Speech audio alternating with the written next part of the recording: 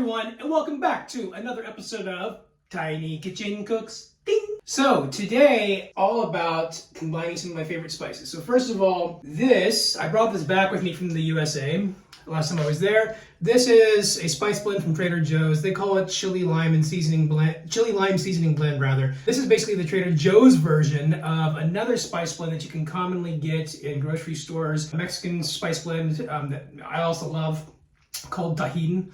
Anyhow, I'm making my own version of that today because I greatly miss it, and it's not, I can get Tajin online, but that's about the only place. So if we look at the ingredients here, see if I can zoom in without the camera, there we go. You can sort of see that. We have sea salt, chili pepper, red bell pepper, lime juice powder, citric acid, and rice concentrate. Now, I'll go ahead and bring you over here. I've got my mise en place set up. I'll see if I can just tilt the camera a little bit. And you can sort of see the setup that we're working with. Okay, so that's what we're dealing with. I'm going to do a few things different, as you'll see in just a moment. First of all, I already did this. I took pictures and uploaded it already to the Instagram and Facebook page, but this, if anybody wonders what 1 kilogram dried red bell pepper looks like after julienning it, I do not have a dehydrator, not to mention that I take up a lot of space, and as you know, this is a tiny kitchen. So instead, I made a makeshift dehydrator by using my air fryer, and I don't know if you can see that or not, if it's coming through on the camera, maybe if it focuses. I perforated holes in it and did a 3-tier system and put it on the lowest setting. Most higher end air fryers, they go all the way down to 60 degrees centigrade. Mine only goes down to 80 degrees. However, mine also only allows a maximum timing of 30 minutes. So I did this about 6 hours, 30 minutes at a time at 80 degrees. And anyhow, you can see if I just snap one real quick, that is completely fully dried out. I don't know if the microphone on my phone picked that up or not, but let's see if we can get closer. You can hear. It's quite dry. So the first thing I'm going to do is I'm going to use my food chopper, and I'm just going to completely blitz all that bell pepper to a fine powder. So here we go. Okay, so into this goes. Again, I've just got my normal food chopper. Not technically a food processor, because it can't do everything else a food processor can, but this is a food chopper. So there we go. Got all those in there. Now, if I hold this up, hopefully with the light, you can see through those perforations. You can see my face. All right, so I'm gonna move that out of the way. So I'm just going to kind of get that as evenly spaced as possible. Put the lid on. And sorry, we're gonna make a bit of noise. Here we go. Okay, that should be nice and pulsed into a nice fine powder. Not really. It's still got some coarse bits. I'm gonna whiz that a few more times.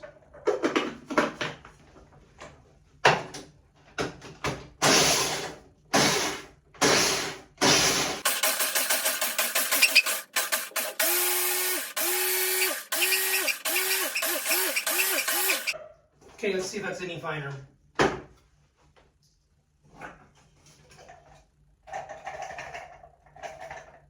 That's a little bit closer. I think I'm going to do just a little bit more. Again, I want this really fine. It smells delicious. I don't know why I haven't dehydrated bell peppers before. All right, I'm going to call that pretty good.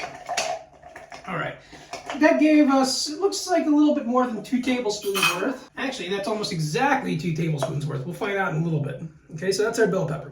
Now, I'm going to start out with this. I might have to adjust it later. If I do adjust it later, I will put it in the description when I adjust. But for now, I'm just basically doing everything 1-to-1.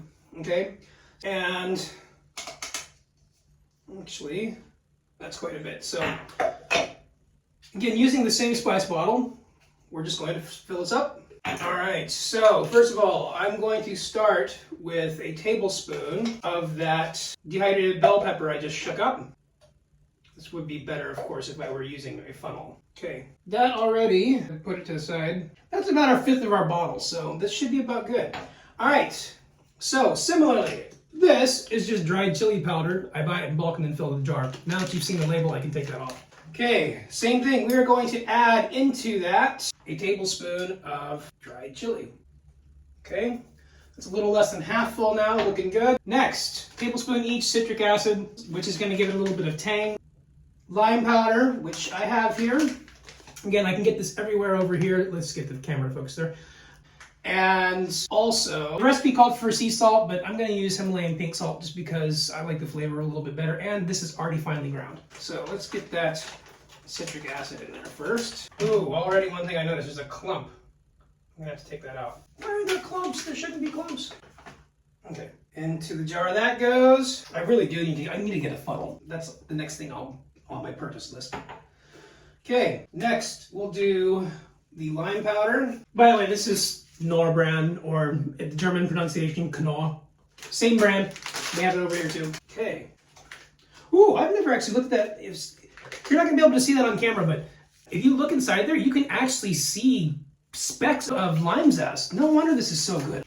This is one of my favorite seasonings. Okay, so again, tablespoon. I might add a little bit more of this just because I really like the lime to shine through. I suppose I can make a bad pun there about limelight. Sorry, for those of you who are in performing arts and or know the Alan Parsons Project song Limelight, you'll know what I'm talking about. So next, that was 1 tablespoon of the lime powder. And now I will add 1 tablespoon of the Pink Himalayan Salt. Personally, this is just my favorite salt. I absolutely love this. If you've never tried it, as my grandmother says, it's salty salt. So typically I find it's a little bit, not a little bit, quite a bit more potent in terms of flavor than standard table salt or even sea salt. Last thing I need to add is a little bit of this. You can get this everywhere over here. This is ground roasted rice. If you don't have this, you can just take any kind of rice, any kind of white rice in particular, toast it in a pan without any oil or anything until it gets browned, and then do the same thing I just did with our dried bell peppers and just whiz it in some sort of food chopper. So anyhow, into the blend now, I'm going to add probably about half a tablespoon. This basically, it doesn't really add any flavor or anything like that. It just acts as desiccant. It also makes it flow better when pouring it out. It does the same thing as silicone dioxide does in other spice blends. And then to top it off, I'm going to add just a little bit more chili. I'm just kind of eyeballing this. And a little bit more ground red pepper. Anyhow, I was just saying, so I topped it off with a little bit more chili pepper, or sorry, dried chili. Then I'm going to add a little bit more of our dried roast bell peppers. Dehydrated rather, not dried. Okay. Then I'm going to just shake everything together. Now I will put this in later, but right now I don't need it. All right, just get that nice good shake all the way around. Okay, that's looking pretty good. I think a few more shakes. So anyhow, there you have it.